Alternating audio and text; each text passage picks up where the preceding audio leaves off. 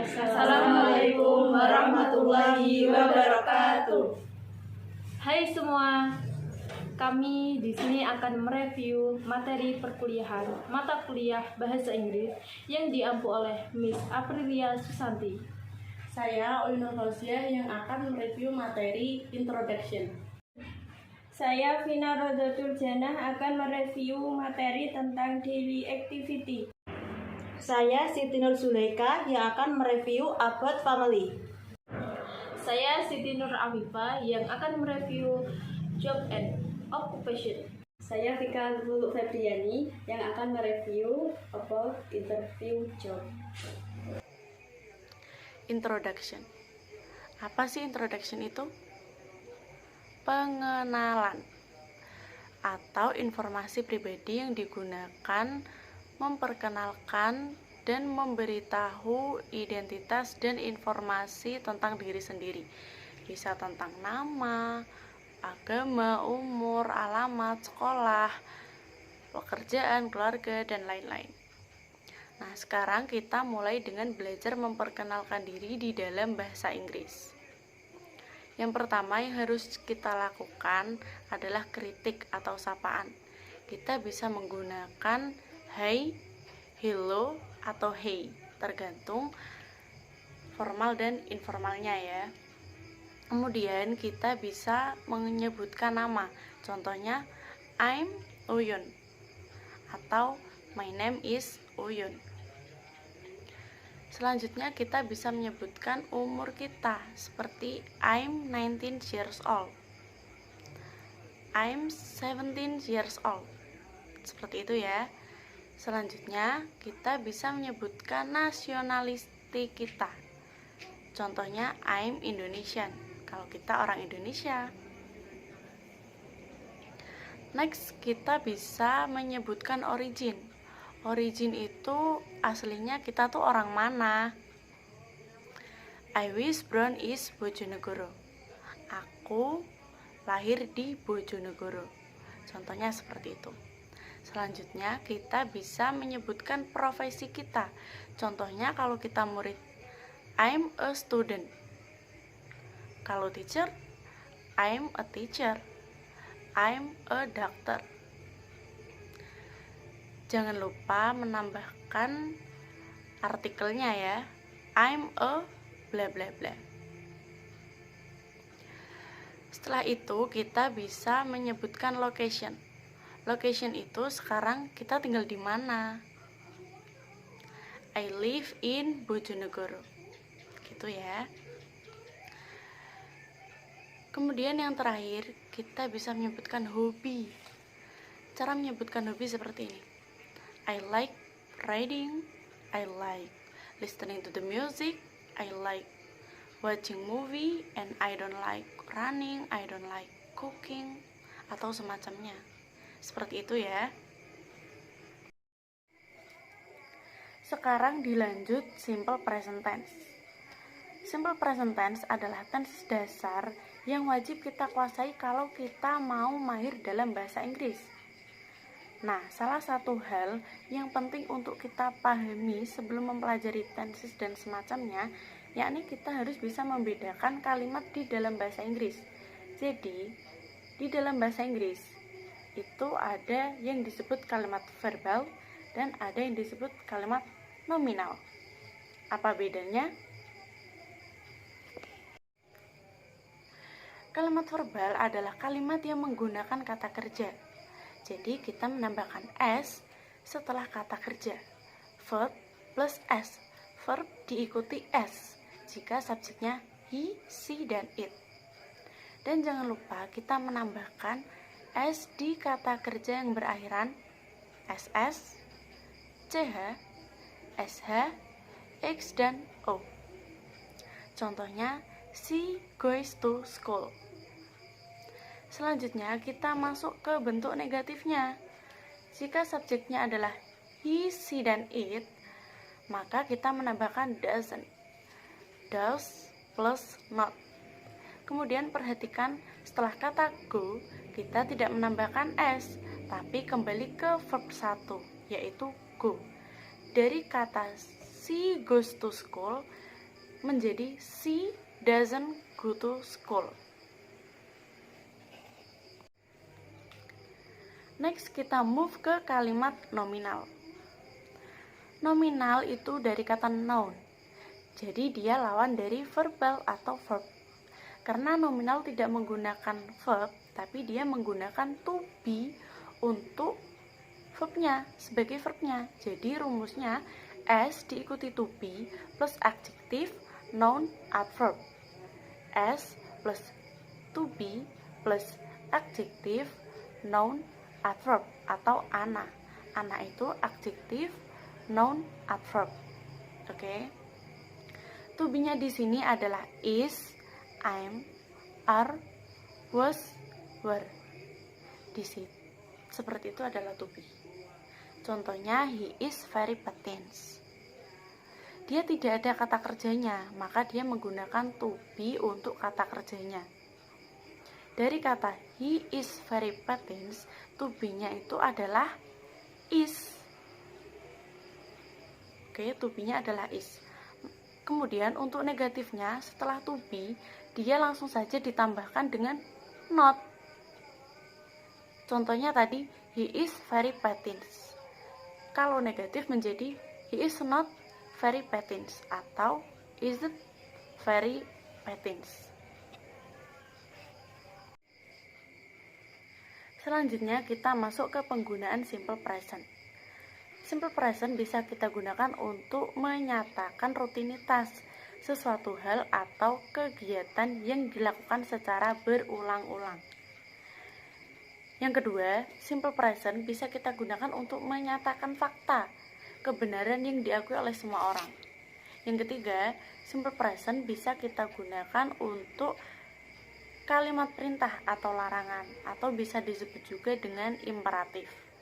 Yang keempat, simple present bisa digunakan untuk membicarakan rencana atau jadwal di masa depan, namun memiliki jangka waktu dekat dengan sekarang. Artinya kejadiannya akan segera terjadi. Nah, sampai di sini dulu ya untuk materi introduction dan simple present tense. Sekarang dilanjut ke materi selanjutnya. Hello everyone, I am Vina Rodatul Jannah. I will review material about daily activity. Daily activity can be defined as daily activities because what is told is about daily activities from morning to night. Daily activity dapat diartikan sebagai kegiatan sehari-hari karena yang diceritakan adalah mengenai kegiatan sehari-hari dari pagi sampai siang. In making daily activity sentences using the simple present tense in both positive and negative sentences. Dalam membuat kalimat daily activity dengan menggunakan simple present tense baik dalam kalimat positif maupun kalimat negatif. Simple present tense is used to state fact, schedule of activities or activities that are repeated.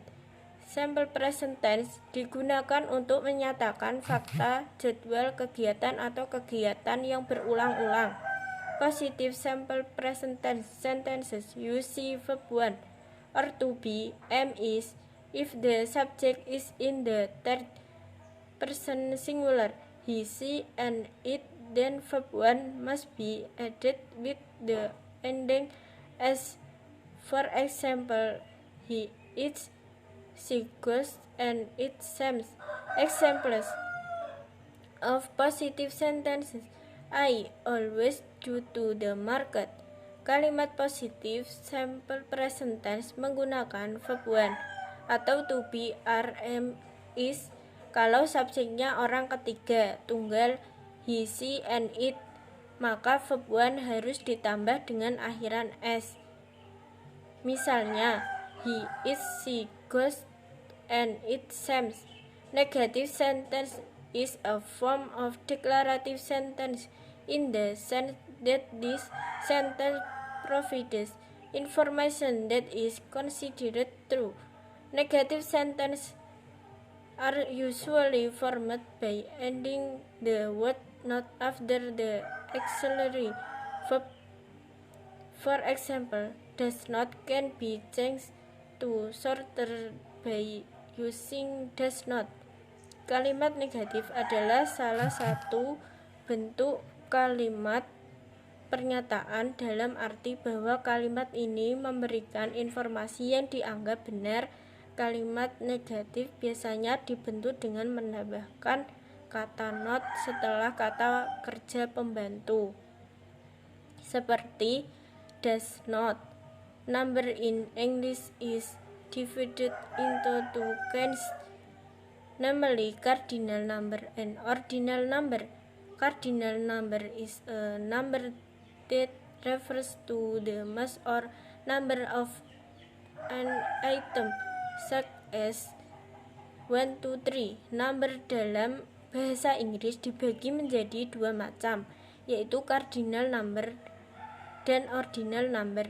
Cardinal number merupakan angka atau bilangan yang merujuk kepada massa atau jumlah suatu barang, seperti 1, 2, 3.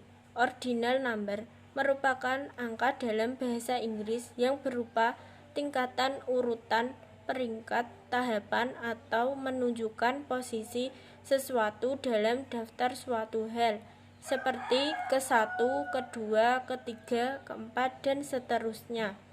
Frekuensi. Frequency is an adverb that changes or qualifies the meaning of a sentence by telling us how often something happens. Is defined as an adverb of frequency. Adverb describing exact frequencies such as weekly, daily, or yearly. Frekuensi merupakan kata keterangan yang mengubah atau memenuhi syarat arti kalimat dengan memberitahu kami seberapa sering atau seberapa sering sesuatu terjadi. Didefinisikan sebagai kata keterangan frekuensi. Kata keterangan yang menjelaskan frekuensi pasti seperti mingguan, harian, atau tahunan. Interrogative sentence are sentences that contain that I am to obtain information. In addition, interrogative sentences are used to ask something in the negotiation text. Is are I am subject action. Example, what do you buy in the market? Kalimat interrogatif merupakan kalimat yang berisi pernyataan yang bertujuan untuk mendapatkan informasi. Selain itu, kalimat interrogatif digunakan untuk menanyakan sesuatu dalam teks negosiasi. Negative interrogative sentences contain negative words such as no and no. Explain, do you not want to eat or drink first? Kalimat negatif interrogatif mengandung kata negatif seperti bukankah dan tidak. Hi, my name is Situn Afifa, and in the material this time will explain class review atau ulasan kelas. What did you learn? Apa yang kamu pelajari? Choose one of your lucky number. Pilih salah satu angka keberuntungan Anda. Number 4. Try to introduce your family. My mother name is Siti Asia. My father name is Muntaha. My grandmother name is Marti. My uncle name is Abdul Muttalib. My auntie name is Winarsih. Thank you. Extended family is a social group consisting of nuclear family and relatives who are often included as well as distant relatives can also be included in extended family members. Parents, father, mother, sibling, brother, sister, older brother, older sister, younger brother, younger sister, spouse, husband, wife, son, doctor, grandfather, grandmother, aunt, uncle, cousin. Explains of patterns that can be used to refer to the number of our family members. There are number people on my family members. My family cousin of family members. Extended family adalah suatu sosial yang terdiri dari keluarga inti dan saudara-saudara. Yang sering dimaksudkan juga kerabat jauh, juga dapat dimasukkan dalam anggota keluarga besar. Maksudnya adalah keluarga inti atau family, immediate family, terdiri dari orang tua, ayah, ibu, saudara kandung, saudara laki-laki, saudara perempuan, kakak laki-laki, kakak perempuan, adik laki-laki, adik perempuan, pasangan, suami, istri, anak laki-laki, anak perempuan, kakek, nenek, tante, paman. How much social media do you have? There are of number platforms where you can create a vlogging channel and publish video. Ada berapa banyak sih sosial media yang Anda miliki? Ada sejumlah platform yang menyediakan tempat untuk Anda membuat channel vlog dan mempublikasikan video Anda. Untuk mempublikasikan video Anda dapat melalui aplikasi seperti Instagram, TikTok, Facebook, YouTube, dan masih banyak lagi. Have the right equipment. 1. A high quality vlogging camera and tripod. 2. A quality vlogging microphone. 3. Lighting. 4. Video editing software. Untuk melakukan vlog, kita harus memiliki peralatan yang tepat seperti 1. Kamera vlogging dan tripod berkualitas tinggi. 2. Mikrofon vlogging berkualitas. 3. Penerangan. Yang keempat, ada perangkat lunak pengedit video. You can create the same concept or with creative inspiration, and you can make short video with an indefinite theme about your family members and their work by describing the family tree and uploading them on social media. Jadi, Anda bisa membuat konsep video singkat yang kreatif, menarik, dan menginspirasi tentang anggota keluarga dan pekerjaannya dengan menggambarkan silsilah.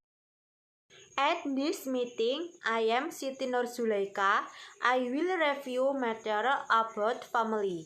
Extended family is a social group consisting of nuclear family and relatives who are often included as well as distant relatives can also be included in extended family members, parents, father, mother, sibling, brother, sister, older brother, older sister, younger brother, younger sister, spouse, husband, wife, son, doctor, grandfather, grandmother, aunt, uncle, cousin.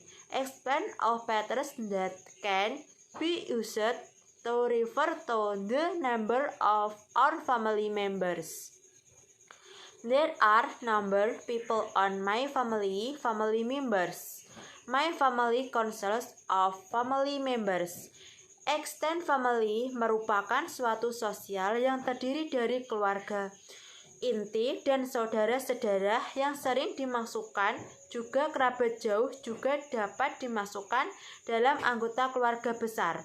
Maksudnya adalah keluarga inti atau family immediate family terdiri dari orang tua, ayah, ibu, saudara kandung, saudara laki-laki, saudara perempuan, kakak laki-laki, kakak perempuan, adik laki-laki, adik perempuan, pasangan, suami istri, anak laki-laki, anak perempuan, kakek, nenek, tante, paman. That's my review material. Thank you so much. Kita akan mereview pertemuan 6, yaitu tentang job and occupation. Occupation, tell me about your job. Pekerjaan, ceritakan tentang pekerjaanmu. Quest, what does she do? Tebak apa yang dia lakukan. Answer the following question. Jawab pertanyaan di bawah ini. Is she a teacher? Does she work in school? Or is she a doctor? Does she work in the hospital? Yes, good. Is she a teacher? Does she do work in school? Job and occupation. Job and occupation are commonly important in our life. There are many kinds of job and occupation. Pekerjaan umumnya sangatlah penting bagi kehidupan. Ada banyak jenis pekerjaan. In English, there are some common expression to ask and describe your job and occupation. Dalam bahasa Inggris, ada beberapa ekspresi umum untuk menanyakan dan menggambarkan pekerjaan.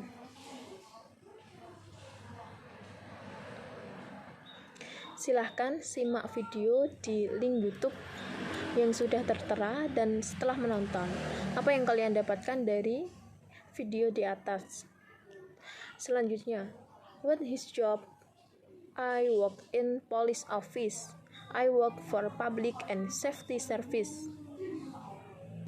Jadi, dia adalah seorang polisi. Dia bekerja di kantor polisi untuk pelayanan publik dan keamanan. What does she do?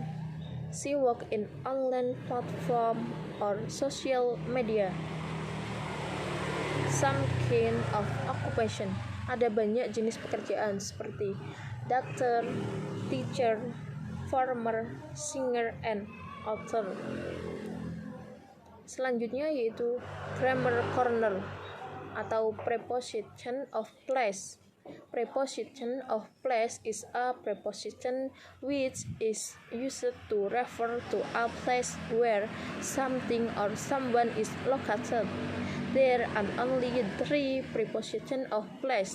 However, they can be used to discussion almost endless number of place. At I, almost endless number of place. At I, preposition of place, which is used to discuss a certain point. In I, preposition of place, which is used to discuss an enclosed space. On I, preposition of time, which is used to discuss a surface. Grammar corner, yang artinya kata depan tempat atau preposition of place, adalah preposisi yang digunakan untuk merujuk ke tempat di mana sesuatu atau seseorang itu berada. Hanya ada 3 preposisi tempat, namun mereka dapat digunakan untuk membahas tempat yang jumlahnya hampir tidak terbatas. At A misalnya, preposisi tempat yang digunakan untuk membahas suatu hal tertentu. In A, preposition of place yang digunakan untuk membahas ruang tertutup. On A, preposisi waktu yang digunakan untuk membahas permukaan. Contohnya, behind digunakan di belakang. Example, our house is behind the supermarket. Under digunakan di bawah sesuatu. The cat is under the table. Among digunakan di dalam grup. I like being among people. Selanjutnya yaitu adjective. Adjective are words that describe the qualities or status of being of noun. Enormous, dog-like, silly, yellow, fun face. They can also describe the quantity of noun. Many, few, million, 11. Example: Margot wore a beautiful hat to pie eating contest. Fairy dogs my overhead in the summertime. My cake should have 16 candles. The scariest villain of all time is Darth Vader. Kata sifat atau adjektif. Kata sifat adalah kata-kata yang menggambarkan kualitas atau keadaan dari kata benda besar, seperti anjing, konyol, kuning, menyenangkan, cepat. Mereka juga dapat menggambarkan jumlah kata benda banyak, sedikit, jutaan, atau 11. Contoh, Margot mengenakan topi yang indah untuk kontes makan kue. Anjing berbulu mungkin kepanasan di musim panas. Kue saya harus memiliki 16 lilin. Dan penjahat paling menakutkan sepanjang masa adalah Darth Vader. Selanjutnya yaitu most common adjective atau kata sifat yang paling umum, yaitu deskriptif seperti big, new, old, good, little. Kuantitatif first, second, less. Demonstratif this, that. Possessive my, your, his, mine. Interrogatif which, what. Distributif every atau any. Perhatikan gambar berikut dan tebak what his job. Gambar 1, yes, doctor. Gambar 2, waiter atau waitress. And gambar 3 adalah photographer. Some common expression to ask about job and occupation. Mari kita membahas beberapa ekspresi umum untuk bertanya tentang pekerjaan. Some expression: where do you work? What do you do? I work at. I am looking for work. Example: Jenny, what do you do for a living? I run a art program for teenagers. Lisa, nice. How long have you been doing that? Jenny, for about 5 years now. Lisa, where do you do work? Jenny, at the City Arts and Culture Division. Hello, I'm Vika Febriani. I will review about occupation. In occupation, I will explain the warm-up question at the job interview. Number 1, have you even applied for a job? Apa Anda pernah melamar pekerjaan? Yang kedua, have you had an interview? Apakah Anda sudah wawancara? Yang ketiga, what do you feel? Apa yang Anda rasakan? Yang keempat, what do you prepare for in the interview? Apa yang Anda lakukan untuk persiapan wawancara? Okay, that's my review of the material. So much and thank you. Itu tadi adalah review dari kelompok kami. Terima kasih sudah menonton. See you. Bye bye.